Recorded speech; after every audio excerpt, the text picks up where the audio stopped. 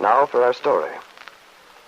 For months past, the thoughts of many people, of Kit Meade and her husband Bill, of Ben and Jessie Calvert, of Lisa Fenner and Paul Cromwell, had been concentrated on one thing, the birth of a child. What this new life might do to change the lives of all the people affected by it. To each of these people, the birth of a child had meant a solution to his own problem. But tonight, each of these people is thinking of a far different event. Thinking of a divorce. Divorce, a word which symbolizes failure and frustration. The exact contrast to everything which is fruitful and complete. A word which signifies the ending of a relationship which should be the finest experience in life. In Paul Cromwell's house at Malibu Beach outside of Los Angeles, Lisa Fenner is thinking... It must be almost midnight in Wakefield. Kit's been home several hours. I wonder what Bill said when she got off the train. When he saw my child and thought it was his own. But the baby isn't mine anymore. I must forget that it ever was. I mustn't go back. It's all over and done with. And I do have Paul. As soon as my divorce from Lance is final, I wish it were all settled. Why doesn't Paul get in touch with the attorney? I must ask him. Because as soon as that's all straightened out, Paul and I will be married. We can begin our new life. I wonder where Paul is. He must be thinking about this, too. Well, Kit's in Wakefield by now. I suppose Meade greeted her at the station with open arms. I can see him beaming at Lisa's baby, imagining it's his own. The proud papa. I still don't understand Kit's game about the baby. Outside of any help she gave me, it seems to me that the child would only complicate her relationship with Meade.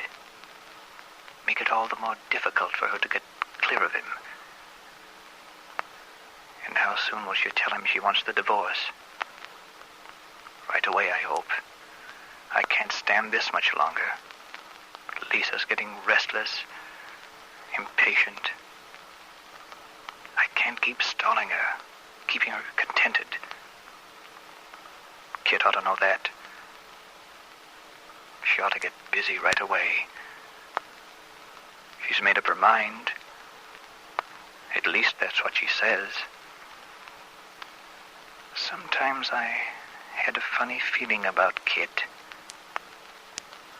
As though she might be holding something back. Well, I'll know before very long. When she gets the divorce from Meade. Perhaps Kit's told him already. I suppose he'll fight it. I wonder what he's thinking now. I can understand Mr. Calvert's feeling pretty indignant because I want to divorce Kit. People always feel that way about a divorce where children are involved. But on the other hand, bringing a child up in a family where there's no understanding, no sympathy between the mother and father, well, that isn't good either.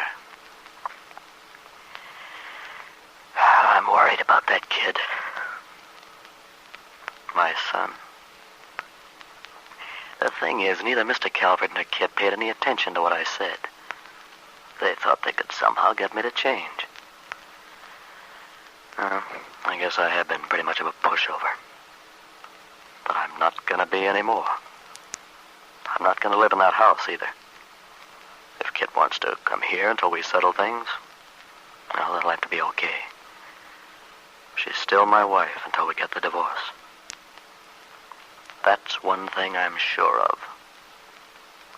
I am going to get a divorce, no matter what Kit thinks. So Bill wants a divorce. I can hardly believe it.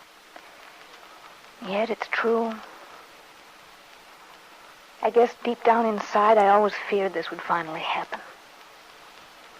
And after all the trouble I went through, all the planning, getting Paul to do what I wanted, and Lisa,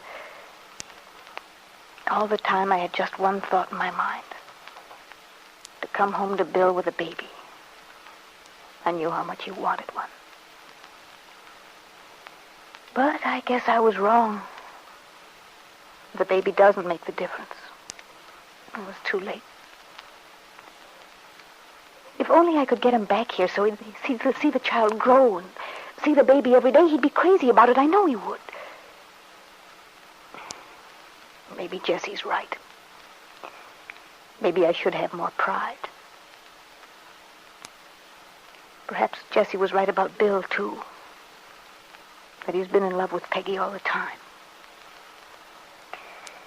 Oh, I've put so much into this thing, fought so hard. I can't give up now. Kit walked up and down, nervously smoking one cigarette after another. And then her father had come into the room and closed the door. Well, Dad? That blasted fool. I knew you'd come back alone. I don't know why you insisted on going to see Bill. Do you know what he had the nerve to suggest? He said he was willing, mind you, for you to go and live there in that auto court with him until you could arrange things, as he put it. He asks my daughter to take her child and live in that hovel with him. Maybe that's what I should do. Bill's not entirely wrong about it. What? Well, you know how independent he's always been about providing for me. He didn't want to use my money. But good heavens, you have a child now. You can't live in a place like that without even the proper facilities. Not with my grandchild. No, there's no use talking about it. Let's face it, I've failed, and that's that. You might as well call it quits. We most certainly will not. I don't intend to have this whole town gossiping about how your husband walked out on you when you came home with his child. Well, let them. They're bound to say it anyway. There's no use in our kidding ourselves any longer, Dad. Bill's through. He may be, but I'm not. But there's nothing you can do.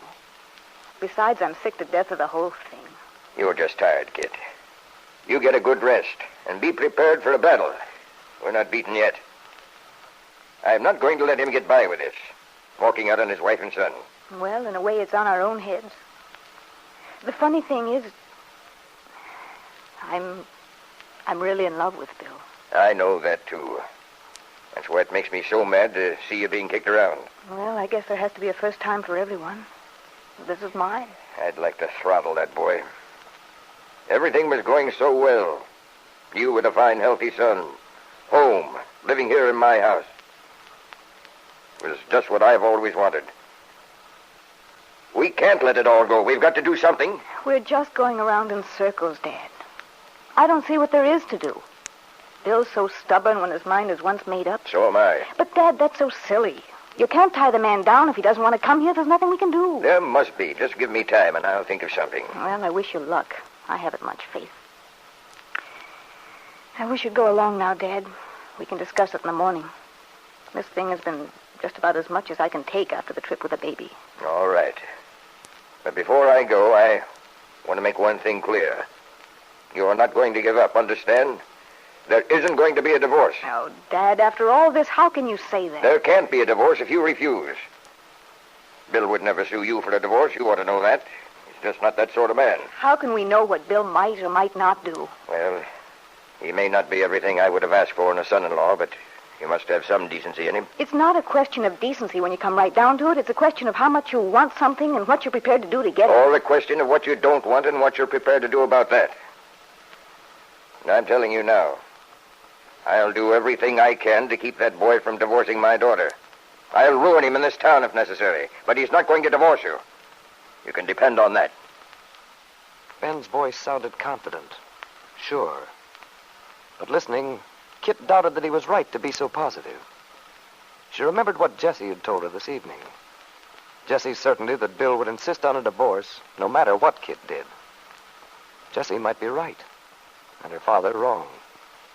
Bill might have the courage to insist on a divorce, to go ahead on his own, even if she refused. And if he did, would Peggy Douglas continue her relationship with Nicholas Dorn?